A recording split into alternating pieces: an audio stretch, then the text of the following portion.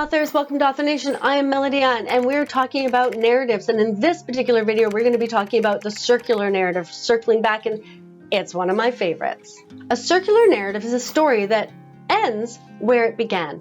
That could be a phrase, a theme, a place and time, a setting, certain words, a dialogue. It could be anything that is repeated at the beginning of the story and then at the end of the story. Circular narratives, like all stories, need to have some sort of transformation. So when I say circling back, I'm not just saying coming back to the same place and being the exact same person.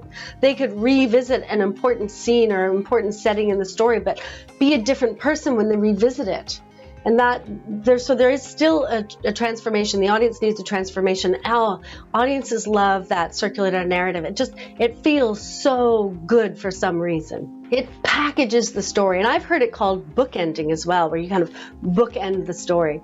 Repeating lines are common. A repeating setting or scene or landscape is quite common. The book could start with a flash forward and then come to that ending, or the book could end in a flashback.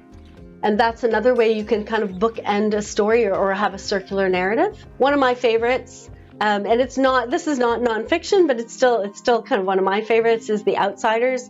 It's if you don't know about it, it was written by a very young woman about kind of the two different groups or gangs in town. They use the same lines at the beginning and the lines at the end. I'm just going to read you a little bit so you get a sense. When I stepped out into the bright sunlight from the darkness of the movie house, I had only two things on my mind: Paul Newman and a ride home. I was wishing I looked like Paul Newman. He looks tough and I don't, but I guess my own looks aren't so bad. I have light brown hair, and he goes on. And then all these incredible things happen where one teenager gets killed and another one is blamed, and these two teenagers run away, and then they save kids, but one of them dies. It's just tragic, and all these things happen. He ends the book with, when I stepped out into the bright sunlight from the darkness of the movie house, I had only two things on my mind: Paul Newman and a ride home. So he comes right back to that. But you know that the person who writes those second lines is a completely different person. And even if it's the same scene, that was a flashback, right? If that's a flashback to or the beginning was a flash forward, you know that person is a completely different person than when the book began.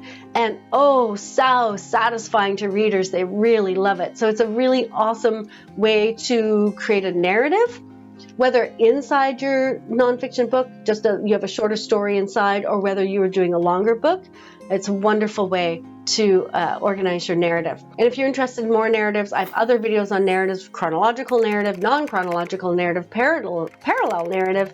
If you're interested in learning all about the different narratives before you choose one for your book, go check out the other videos. The links will be in the description. See you in the next video.